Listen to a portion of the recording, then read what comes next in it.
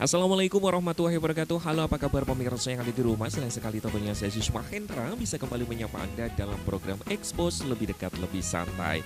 Kondisi cuaca akhir-akhir ini cenderung berubah dalam waktu relatif singkat sehingga menyebabkan percepatan perkembangbiakan jentik nyamuk demam berdarah.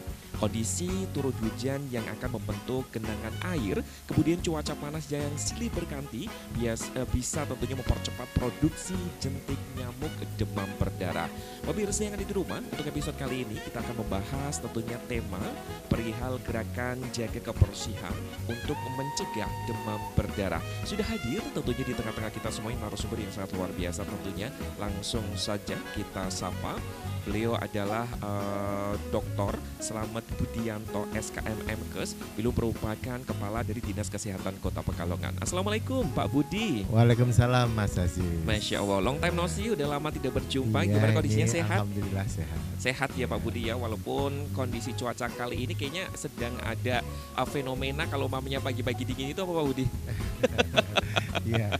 Ya, Jadi memang musim malam sampai pagi itu dingin ya di karena perubahan seluruh musim ya. betul ya. Tapi semoga dengan adanya cuaca yang kurang menentu seperti ini, masyarakat ataupun pemirsa yang ada di rumah ataupun kita Tetap sehat ya. tetap sehat Ya. gitu ya, bisa menjaga stabilitas imun gitu ya katanya ya.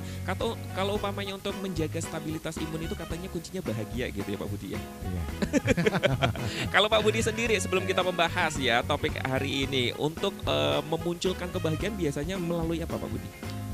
Ya, yang pertama tentunya kalau saya pribadi ya. Ini nanya personal Kalau ya. saya lebih sering bagaimana berkomunikasi. Berkomunikasi luar biasa. Kalau orang cerdas kayak gitu ya. Ya. Jadi memunculkan kebahagiaan ataupun ibaratnya apa ya pemirsa, vitamin kebahagiaan itu melalui berkomunikasi. Kalau Aziz 3D Pak. Duit. Berbeda ya pemirsa ya.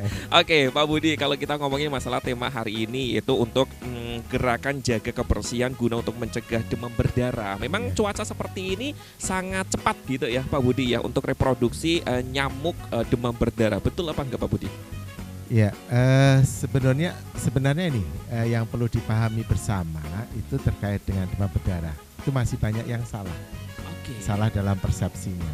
Yang pertama bahwa kita tahu bahwa penyebab demam berdarah itu adalah virus yang ditularkan melalui nyamuk Aedes aegypti ya.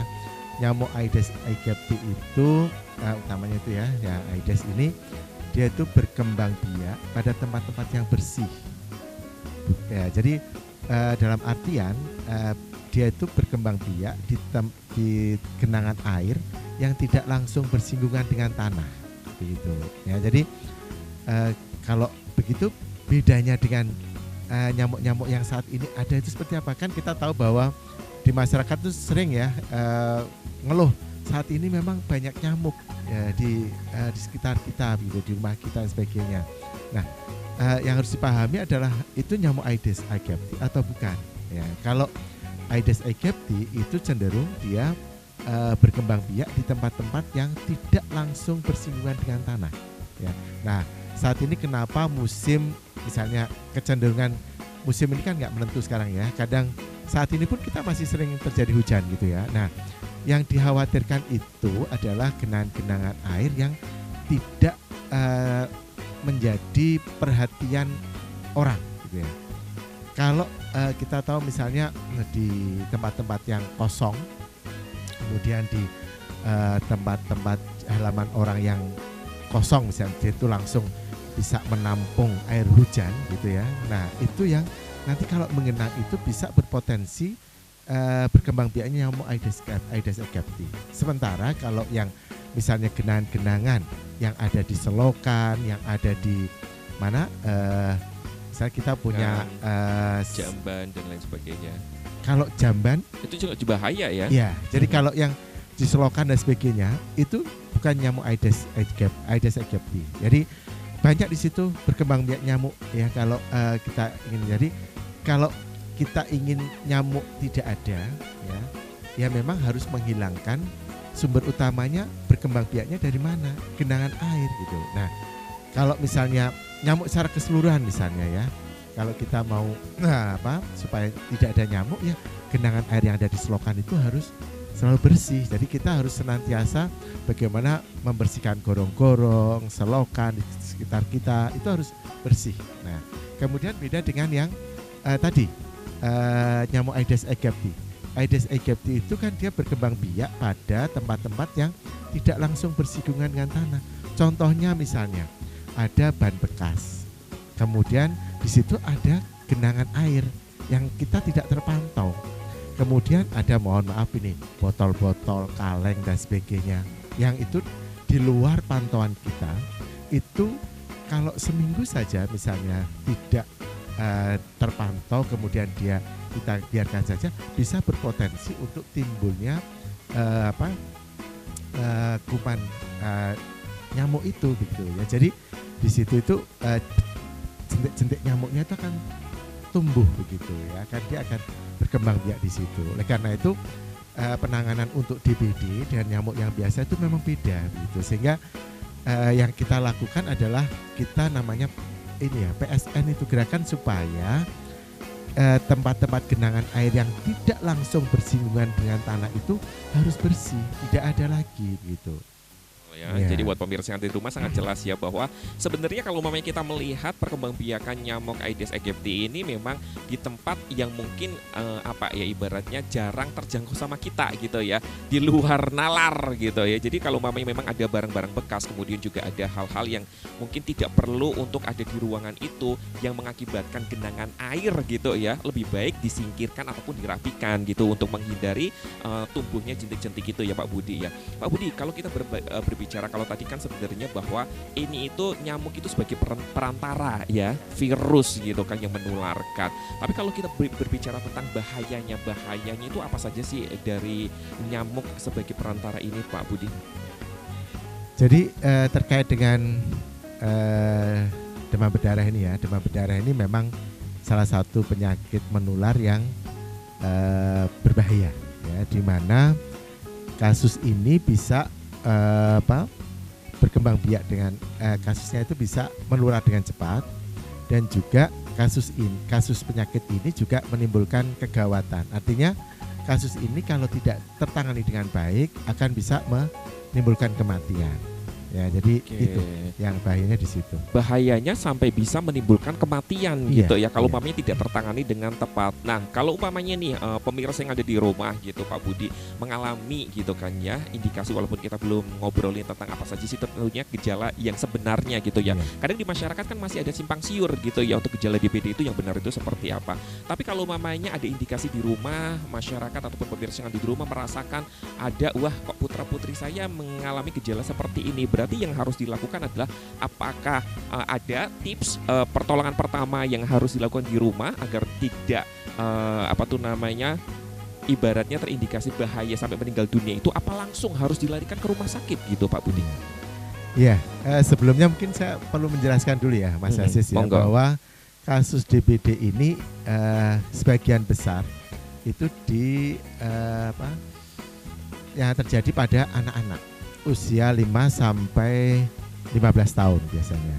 Nah, kenapa anak-anak itu lebih rentan terhadap penyakit DBD ini? Ya, yang pertama, anak-anak itu dia mobilitasnya tinggi gitu ya, mobilitasnya tinggi, kemudian juga daya imunnya juga kurang baik. Ya, jadi dari kasus yang kita tangani memang sebagian besar dari laporan yang ada itu sebagian besar dialami oleh anak-anak. Ya, nah terkait dengan karena anak-anak gitu ya, biasanya anak-anak ini kan kita tahu dia itu kalau mungkin kalau orang dewasa ketika dia sakit dia bisa menyampaikan gitu ya, tapi kalau anak-anak ini kan seringnya dia merasakan tetapi nggak berani menyampaikan atau nggak ini. Nah tahu-tahu biasanya anak ini diawali dengan demam sebenarnya ya, demam. Nah kalau demamnya itu mencurigakan, misalnya demamnya kok tinggi, kemudian dia sudah beberapa hari, maka itu harus segera dilarikan harus segera mendapatkan pertolongan ya. Dalam artian sebenarnya kalau penyakit itu simptomnya gejalanya itu hampir sama gitu ya, tetapi yang kita harus waspada ketika demam itu memang harus segera mendapatkan pertolongan. Nah, kebanyakan kan kita itu misalnya di warga itu ya, beberapa kasus kematian itu yang terjadi selama ini itu disebabkan karena keterlambatan di dalam penanganan ya. Jadi dia menganggap demamnya itu demam biasa gitu. Setelah terjadi 7 hari biasanya turun, demamnya itu turun gitu ya, turun. Nah taunya dia sembuh gitu. Padahal itu awal dari tingkat keparahan yang lebih gitu ya. Jadi setelah dia turun maka dia akan naik lagi secara mendadak ya, diikuti dengan gejala diikuti dengan manifestasi yang lain. Nah itu yang sering menyebabkan terjadinya kematian pada penderita DBD. Waduh ya, ini satu pemirsa ya, alarm gitu ya Pak Budi ya untuk kita semuanya, bahwa lebih baik deh kalau umpamanya memang dirasa putra-putrinya itu merasa panas kemudian tidak kunjung turun lebih dari 2 hari atau 3 hari gitu ya Pak Budi ya. Ya nggak sih? Itu langsung bisa dilarikan ke rumah sakit, jangan sampai melihat bahwa nanti ini turun, karena siklusnya memang orang sakit semakin parah itu biasanya demamnya turun terlebih dahulu. Nanti akan diindikasi sama komplikasi yang lainnya itu ya Pak Budi ya, apalagi untuk anak-anak.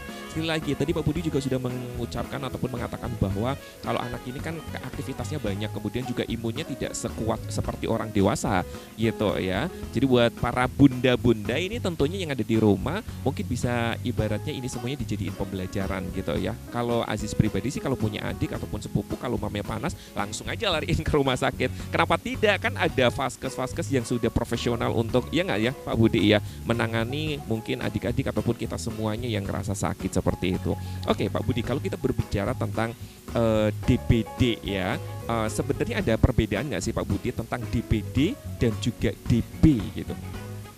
Ya, ini yang juga sering dipahami harus dipahami oleh masyarakat juga ya. Jadi itu tadi gejala awal tuh kebanyakan penyakit memang sama ya. Jadi biasanya demam, diawali dengan demam. Nah, biasanya nanti di rumah sakit itu diagnosa awal itu biasanya demam dengue misalnya ya. Nah itu masyarakat itu memang buru-buru memvonis bahwa itu adalah DB gitu ya, DB.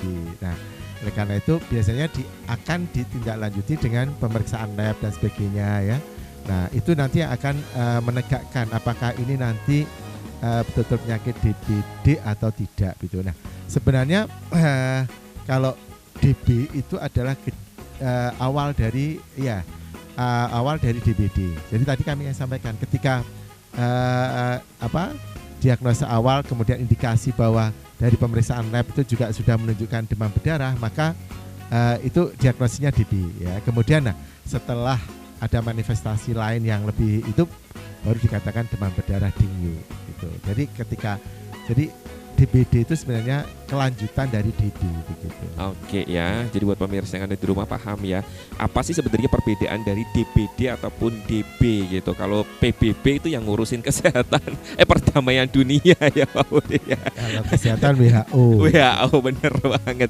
Tapi ini luar biasa ya, satu knowledge tentunya untuk kita semuanya pemirsa yang ada di rumah, biar kita tahu gitu kan ya, apalagi buat ibu-ibu ataupun bunda-bunda yang ada di rumah ini sangat penting sekali knowledge, apalagi kan seringnya memang yang terserang penyakit DBD ini adalah anak-anak gitu ya, biar tahu nih siklusnya. Waduh, berarti ini masih di fase DB gitu ya. Kemudian belum DB pun harus iya sih, iya juga sih walaupun masih di fase DB memang sudah harus lari ke rumah sakit juga gitu ya Pak Budi ya. Jangan dibiarkan begitu saja gitu kan, karena penyesalan itu biasa di depan ya Pak Budi loh. Kebalik di belakang pemirsa ya. Kalau mamanya penyesalan di depan kayaknya semua orang akan sukses ya Pak Budi ya. Baik Pak Budi, nanti kita lanjutin lagi obrolan kita tentang tema hari ini. Ini semoga bisa menjadi satu alarm, kemudian juga knowledge buat kita semuanya, apalagi di cuaca yang kurang menentu seperti ini. Jadi buat pemirsa yang ada di rumah juga jangan kemana-mana. Seperti apa sih nanti tentunya penanganan DBD yang ada di Kota Pekalongan ini, nanti kita akan bahas setelah yang satu ini. So tetap di program Expose, lebih dekat, lebih santai.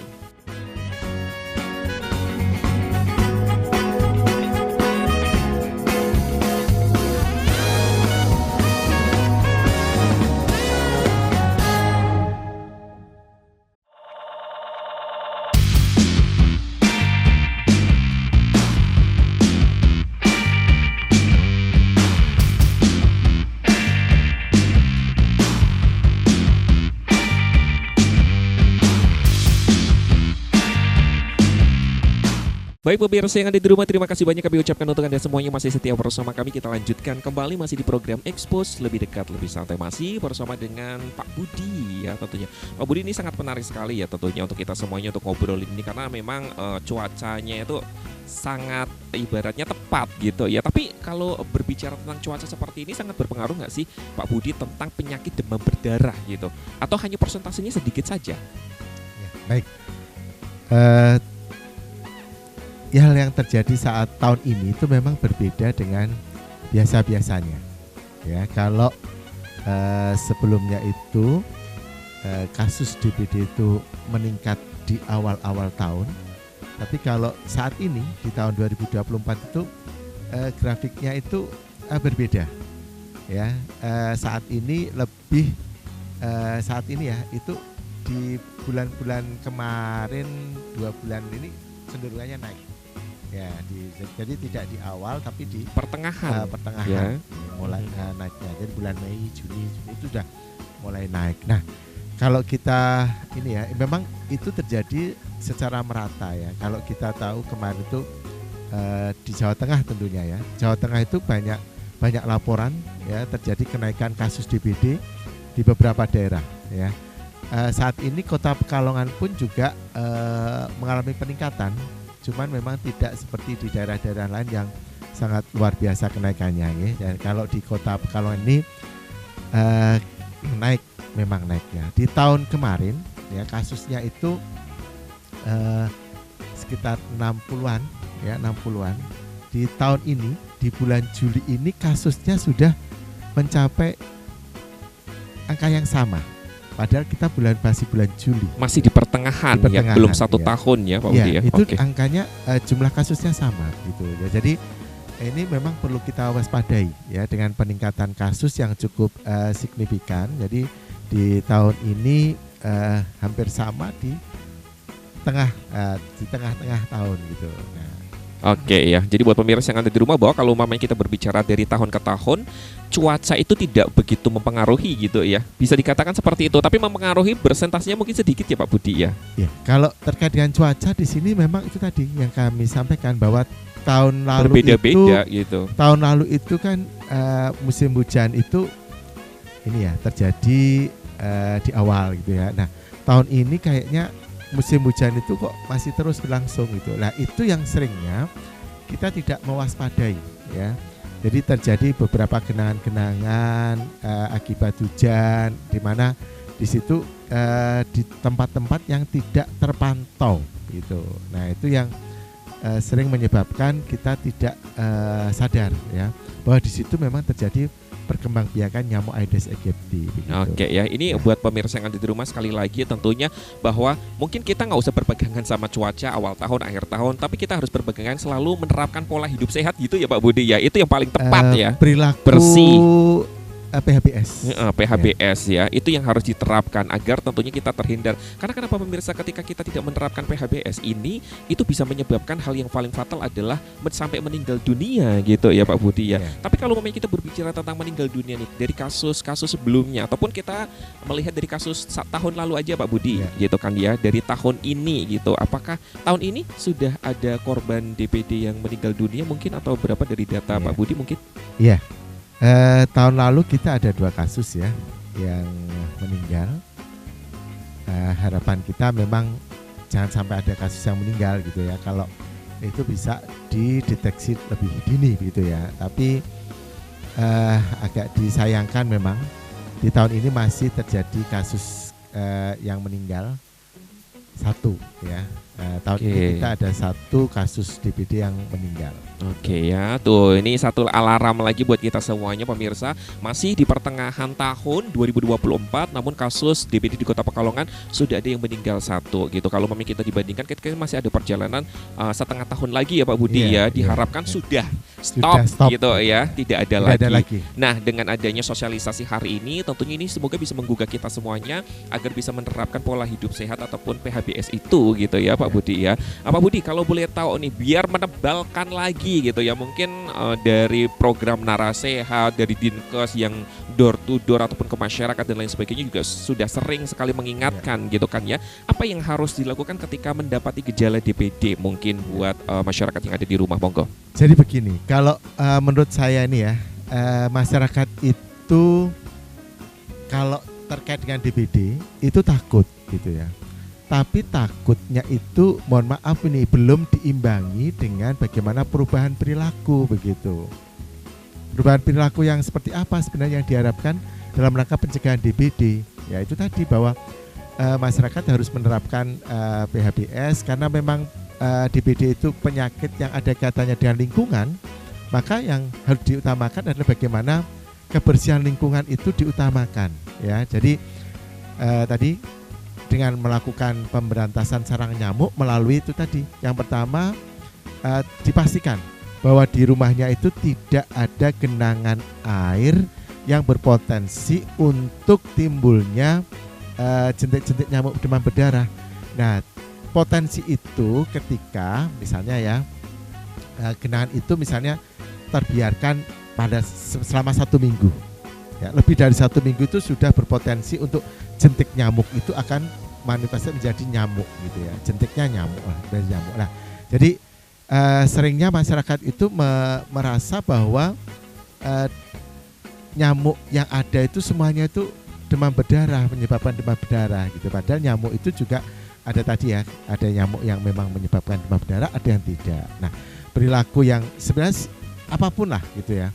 Semua kan tergantung dengan lingkungan, maka kebersihan lingkungan itu menjadi utama. Ya, jadi kalau utamanya DBD itu adalah di tempat-tempat yang bersih, ya.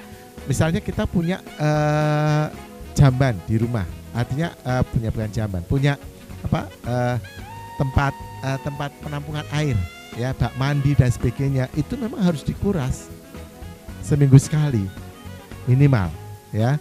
Karena kalau lebih dari seminggu itu berpotensi munculnya jentik-jentik nyamuk demam berdarah. Oke ya, jadi sekali lagi ya, perilaku hidup sehat ataupun kebiasaan itu juga harus diterapkan gitu ya Pak Budi ya. Pak Budi, ini apa tuh namanya kalau umpamanya tadi nih ya, masyarakat nih alhamdulillah berkat sosialisasi hari ini tergugah kemudian sudah menerapkan gitu ya Pak Budi ya, perilaku hidup sehat ataupun PHBS tersebut. Kemudian apa yang akan dilakukan Dinas Kesehatan Kota Pekalongan untuk mensupport gitu perilaku PHBS masyarakat tersebut, monggo? Ya, kita punya yang namanya kader jumantik ya. Kader jumantik itu berada di tengah-tengah masyarakat ya, yang tugasnya adalah memantau apakah di rumah-rumah warga itu ada jentik nyamuk berdarah, jentik nyamuk demam berdarahnya itu. Jadi nyamuk Aedes aegypti-nya itu ya. Jadi tugasnya kader jumantik itu adalah dia memantau di rumah misalnya 1 RT. Kemudian dilihat. Jadi lihatnya itu tidak hanya pada tempat-tempat yang resmi ya, seperti misalnya bak penampungan air yang ada di kolam dan sebagainya, kamar mandi, tapi juga melakukan pemantauan di sekitarnya, ya, di halaman. Di halaman itu ada enggak misalnya kaleng bekas yang di situ ada genangan airnya, kemudian di tempat misalnya ada ban bekas dan sebagainya. Nah, itu semuanya harus diperiksa oleh teman-teman kader jumantik untuk memastikan bahwa nanti dari sekian rumah yang ada itu berapa yang rumahnya bebas dari jentik nyamuk demam berdarah. Nah, yang paling sekarang saat ini target supaya bisa kasus itu turun ya, minimal 95%. Harus pastikan bahwa angka bebas jentik nyamuk demam berdarahnya itu adalah lebih dari 95%. Jadi kalau ada jentik nyamuk demam berdarahnya di rumahnya itu sangat berpotensi untuk timbulnya kasus penyakit demam berdarah itu. Oke ya, ini luar biasa sekali ya. Itu yang dilakukan oleh Dinas Kesehatan pemirsa. Adanya tentunya petugas ya jumantik itu sendiri. Nah, kalau boleh tahu, kalau tadi kan sudah dijelaskan tugas dari kader juru pemantau jentik gitu ya. Kemudian siapa sih yang menjadi kader tersebut, Pak Budi, bisa dijelaskan? Ya. Jadi kader ini memang volunteer ya. Jadi kader-kader kesehatan yang ada di masing-masing kelurahan ya.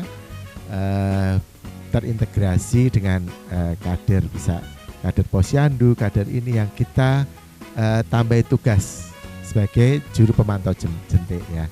Tapi sebenarnya Jumantik ini itu tidak hanya kader, kita juga membentuk kader yang ada di sekolah-sekolah. Melibatkan para terutama siswa-siswi ya. di kegiatan UKS itu ada. Jadi siswa yang kita tugasi sebagai kader pemantau jentik di rumahnya masing-masing. Ya, jadi harapannya dengan siswa itu menjadi kader pemantau jentik di rumahnya masing-masing, dipastikan bahwa minimal rumahnya itu bebas dari jentik nyamuk demam berdarah gitu. Oke ya, jadi semakin banyak kita berkolaborasi, tentunya juga semakin pemantauannya akan lebih bagus gitu ya Pak Budi ya. Karena semakin banyak orang yang paham juga bagaimana sih job desk dari Jumantik ini tersendiri ya. Pak Budi, terus kalau umpamanya nih ya, dari petugas tersebut itukah apakah 1 minggu sekali keliling atau mungkin tidak menentu atau seperti apa untuk ke masyarakatnya ataupun ke rumah-rumahnya tersebut gitu dari kader-kadernya? Ya, siklus dari nyamuk itu kan 1 minggu ya, sehingga harapannya setiap minggu itu dilakukan pemantauan, kemudian dilaporkan, termasuk kader-kader yang di sekolah itu. Jadi dia misalnya setiap Senin itu dia melaporkan hasil pemeriksaan rumahnya itu ada nyamuk Aedes, jentik nyamuk demam berdarahnya atau tidak gitu. Ya.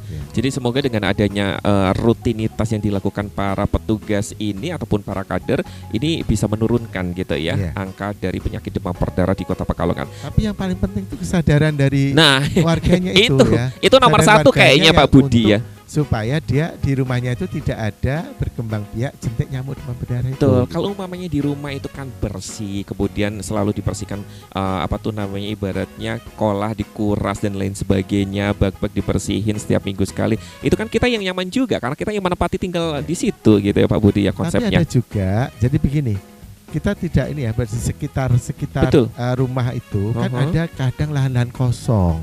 Lahan kosong itu menjadi tanggung jawab siapa? Lah itu mestinya kita menggugah kebersamaan melalui RT setempat. Ayo kita gotong royong membersihkan tempat lahan yang kosong tersebut dari pemiliknya begitu. Gitu ya. Jadi yang biasanya yang menjadi problem adalah lahan-lahan seperti itu ya. Kalau mamanya untuk kesadaran mungkin untuk masyarakat Kota Pekalongan cukup bagus gitu ya Pak Budi ya untuk lingkungan rumahnya masing-masing gitu ya.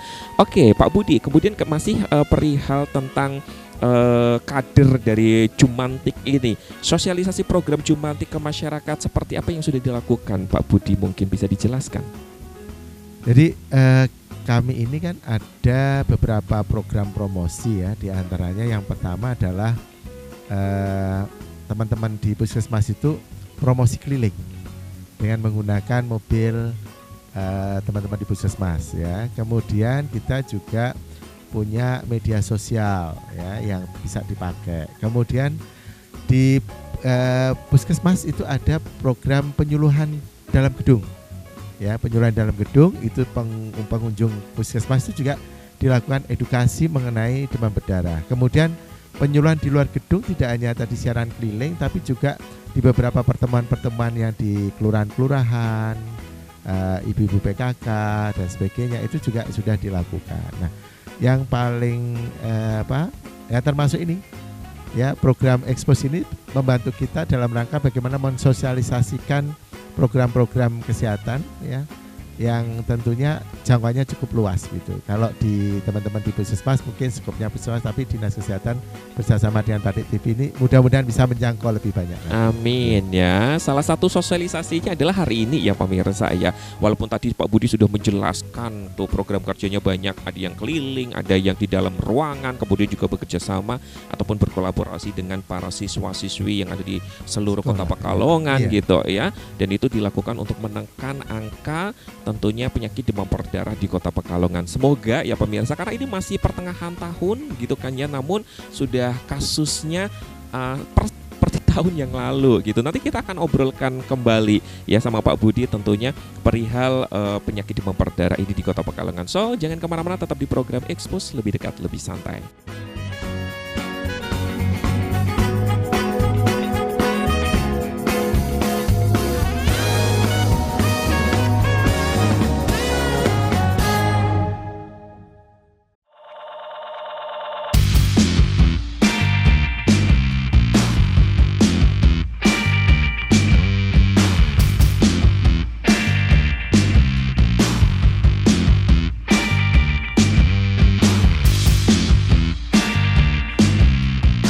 Oke, terima kasih banyak buat pemirsa yang ada di rumah masih setia bersama kami masih di program Expose lebih dekat lebih santai. Masih bersama dengan Pak Budi. Ini semakin kesini semakin menarik ya pemirsa, pembahasan tentang bagaimana sih caranya kita untuk mencegah demam berdarah ataupun menurunkan angka demam berdarah di Kota Pekalongan dan sekitarnya. Pak Budi, ya ini kan banyak nih mindset masyarakat yang ada di luar sana bahwa fogging itu adalah mungkin one and only jalan keluar dari penurunan ataupun penyebaran demam berdarah ataupun nyamuk itu gitu kan Pak Budi ya. Boleh dikasih tahu nggak sih Pak Budi apakah hal itu tuh benar gitu? Fogging adalah solusi yang paling tepat gitu. Monggo. Baik, memang banyak terjadi ini ya kesalahpahaman mengenai bagaimana upaya untuk mencegah dan menanggulangi DBD itu dengan minta di fogging ya. Jadi masyarakat ini kecenderungannya ketika ada kasus minta di fogging. Nah, sebenarnya kami itu saat ini memang ada program, ada fogging massal dan fogging fokus ya. Kalau fogging massal itu kita gunakan untuk pencegahan. Jadi kita tahu misalnya siklus demam berdarah itu terjadi paling tinggi di bulan apa gitu. Nah, sebelumnya kita melakukan fogging massal dalam rangka pencegahan membunuh nyamuknya kita bunuh ya. Nah, itu kita lakukan di kelurahan endemis ya, kelurahan endemis kita lakukan. Jadi kalau masyarakat misalnya ini sedang terjadi fogging massal di beberapa kelurahan, itu memang kami melakukan gitu, tapi memang itu pencegahan ya. Kemudian ada fogging fokus. Fogging fokus itu digunakan untuk kalau ada kasus kemudian di radius 100 meter itu biasanya kita melakukan fogging fokus ya. Nah, yang tujuannya adalah membunuh nyamuk-nyamuk dewasa gitu ya. Nah, cuman itu sebenarnya bukan solusi yang utama. Solusi yang utama itu sebenarnya PSN ya. Kenapa kita masih melakukan itu? Karena kita merasa bahwa kesadaran untuk PSN itu masih kurang gitu, sehingga harus masih diimbangi dengan fogging itu. Nah, sebenarnya fogging itu bukan sesuatu yang jadi kita mau memecahkan masalah, tetapi timbul masalah baru juga begitu, karena kita tahu bahwa bahan yang digunakan untuk fogging itu kan zat kimia ya, zat kimia. Jadi kalau kita pakai zat kimia tentunya ada efek sampingnya begitu ya, efek samping baik kepada lingkungan maupun kepada nyamuknya itu sendiri bisa jadi gitu ya. Kalau kita yang ada di lingkungan ini misalnya akan terjadi pencemaran ya, pencemaran misalnya barang-barang yang ada di lingkungan rumah dan sebagainya itu ketika mohon maaf ini misalnya ya lingkungan disemprot semua. Kursi misalnya, ini juga ada kalau misal dia menempel, kemudian tangan kita menyentuh, kemudian kita makan dan sebagainya, di situ muncul problem baru misalnya, ya nanti bisa keracunan dan sebagainya misalnya ya itu. Nah, kemudian juga misalnya ketika kita mau fogging itu juga harus semuanya kena begitu. Jadi di masyarakat itu belum kompak juga ketika kita minta fogging, tetapi ada juga rumah-rumah yang tidak mau di fogging, ditutup dan sebagainya. Nah, itu menjadi tidak efektif foggingnya. Kemudian yang berikutnya terhadap nyamuknya sendiri ya.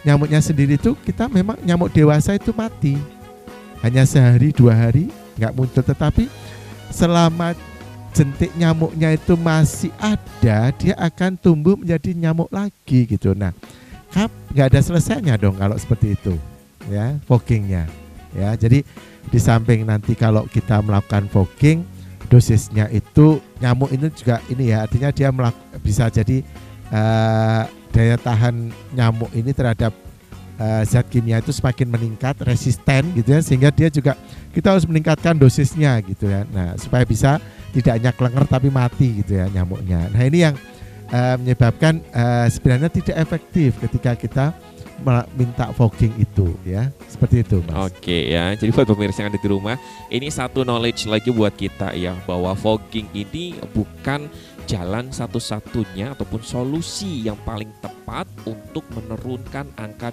kasus demam berdarah gitu, ataupun untuk mematikan nyamuk demam berdarah itu tersendiri pemirsa. Ada satu hal yang paling efektif, yaitu penerapan PSN ataupun pemberantasan sarang nyamuk. Pak Budi, mungkin bisa ditebalin lagi gitu penerapan PSN dari A sampai Z gitu kan, biar masyarakat yang ada di rumah tuh mindsetnya bisa berubah gitu, dari awal minta fogging sampai teman-teman ataupun kita semuanya gitu benar-benar menerapkan PSN yang benar di rumah itu seperti apa? Monggo. Jadi begini, penyebab demam berdarah itu kan memang virus ya, virus yang ditularkan melalui media nyamuk.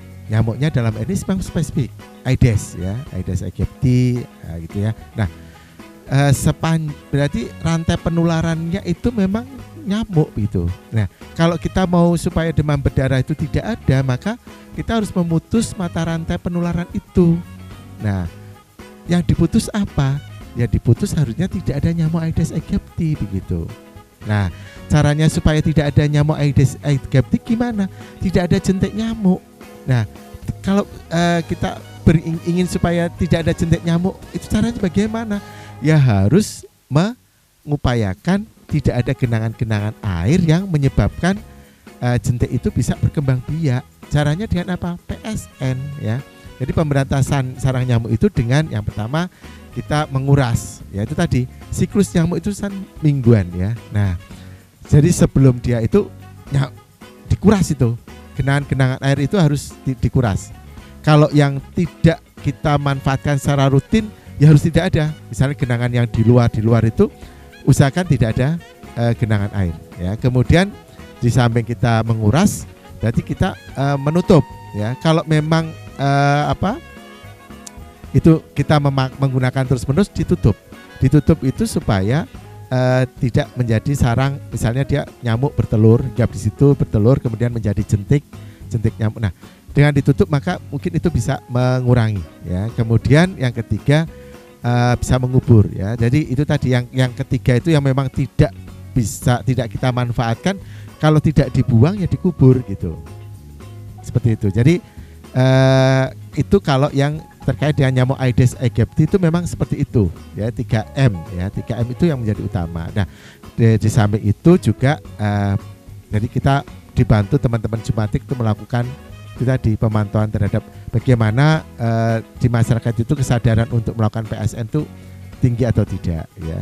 Nah, ditunjukkan dengan angka bebas jentik nyamuk yang ada di masing-masing rumah. Kemudian yang biasanya di masyarakat ini kan dia rancu juga gitu. Ketika banyak nyamuk dia khawatir terjadi demam berdarah, maka dia minta di fogging gitu ya. Padahal belum tentu itu nyamuk demam berdarah juga. Sehingga yang perlu dilakukan ada di kebersihan lingkungan itu yang utama, dengan kerja bakti, gotong royong, membersihkan selokan, saluran-saluran yang ada di sekitar rumahnya dan sebagainya. Itu harapannya nyamuk secara keseluruhan juga bisa berkurang begitu. Oke, ya sebenarnya kalau mau kita berbicara tentang gotong royong, membersihkan lingkungan bersama dengan masyarakat, itu tidak hanya memberantas nyamuk demam berdarah saja ya Pak Budi ya, tapi juga kayak silaturahmi, guyub rukun bersama dengan tetangga, ya nggak sih? Terjalinnya ibaratnya komunikasi antara personal satu dengan yang lainnya itu kan menumbuhkan keselarasan gitu ya dalam hidup ya.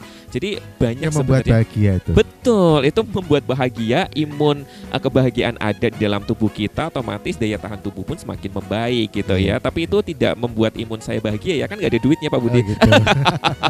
Lebih ke matre ya Pak Budi. Tapi kalau mamanya kita berbicara tentang kembali ke fogging gitu ya Pak Budi ya, tadi kan sudah dikatakan ada dampak kadang negatifnya juga gitu, dan itu bukan salah satu jalan keluar untuk bisa memberantas nyamuk demam berdarah gitu ya. Tapi dari pihak gitu ya, Dinas Kesehatan sendiri sebenarnya struggle ataupun kendalanya apa sih ketika masyarakat gitu ya meminta fogging itu tersendiri gitu Pak Budi? Ya, yang sering ditemui. Jadi gini, sebenarnya fogging itu memang bukan satu-satunya yang ini ya, yang baik untuk penanganan DBD. Di beberapa daerah kota itu sudah tidak menerapkan fogging lagi.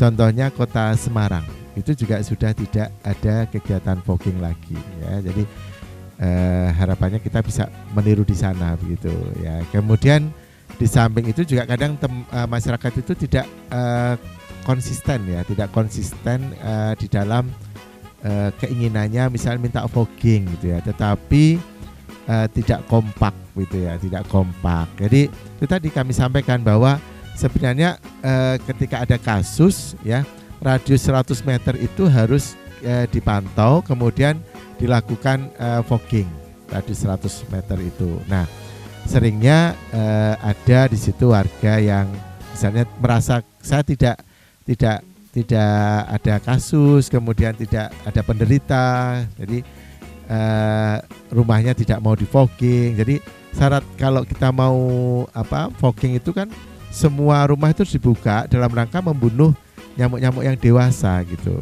Ya, nyamuk-nyamuk dewasa ini dalam artian kalau mati kan berarti potensi untuk menularkan sudah berkurang. Yang pertama. Kemudian potensi untuk dia bertelur juga kurang. Kemudian yang ketiga, memang di situ harus tetap dilakukan PSN meskipun sudah di fogging. Kalau jentik-jentiknya masih ada, maka sehari 2 hari itu jentik ini akan tumbuh lagi, menjadi nyamuk lagi. Nah, itu yang berpotensi untuk menularkan lagi begitu. Ya, jadi buat pemirsa yang ada di rumah udah deh, ini ya jangan bleler ya kalau bahasa Pekalongan. Ini kalau bleler kemudian banyak ngeyel tuh kayak gini jadinya ya Pak Budi ya. Jadi yang paling tepat adalah menerapkan PSN, udah gitu aja ya Pak Budi ya. Betul. Itu yang paling benar, kesadaran masing-masing. Oke, dalam satu rumah kepala keluarga paling tidak memiliki kesadaran, kemudian juga memberikan edukasi kepada keluarganya untuk menerapkan PSN itu. Insya Allah ketika kita menerapkan PSN tersebut, tentunya nyamuk demam berdarah yang ada di lingkungan kita itu gak ada gitu ya Pak Budi ya. Kita hidupnya enak, nyaman karena bersih gitu kan ya. Kemudian juga menghindari hal-hal yang tidak kita inginkan, seperti apa? Seperti penyakit demam berdarah, karena memang hal yang paling fatal dari penyakit demam berdarah ini adalah apa? Kematian gitu ya. Karena itu fakta, bukan gosip ataupun bukan hanya khayalan semata gitu ya dari dinas. Jangan kalau mamanya, nanti biasanya kalau mamanya masyarakat itu kalau sudah terjadi menyalahkannya pemerintah, padahal sosialisasi kemudian juga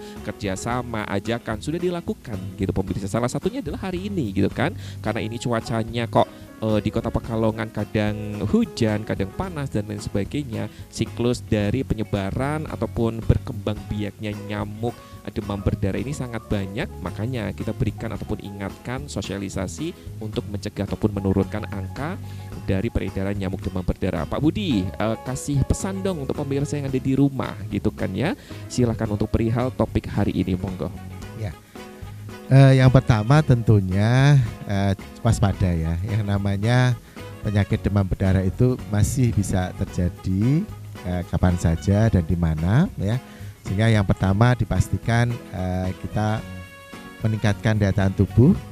Kemudian yang kedua ya, memastikan ya bahwa di lingkungan kita itu tidak ada nyamuk demam berdarah, yang ditandai dengan misalnya memastikan bahwa di lingkungan rumahnya itu tidak ada genangan-genangan air, tidak ada jentik-jentik nyamuk demam berdarah di sekitar kita ya. Kemudian berikutnya adalah mendorong ya melalui lingkup RT gitu ya. Jadi memang kalau lahan-lahan yang kosong itu siapa yang bisa menjangkau itu ya memang harus warga melalui RT. Kemudian dalam skop yang lebih luas lagi, ketika itu memang cukup luas, maka di situ peran Pak RW atau Pak Lurah ini yang harus turun gitu ya. Jadi mari kita bersama-sama dalam penanggulangan, pencegahan dan penanggulangan DBD itu tidak bisa berdiri sendiri ya. Kita sudah baik, tetapi di lingkungan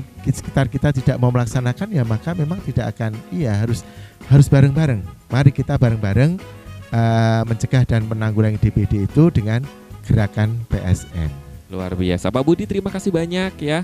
Semoga apa yang disampaikan kita tadi, pesan kemudian juga yang sudah kita sosialisasikan ini bisa menjadi manfaat juga untuk pemirsa yang ada di rumah. Dan tidak terasa pemirsa, kita harus pamit undur diri dari hadapan pemirsa yang ada di rumah. Jangan sampai lupa untuk terus saksikan program Expose lebih dekat lebih santai hanya di Batik TV. Saya Yusuf Mahendra pamit. Wassalamualaikum, sampai jumpa.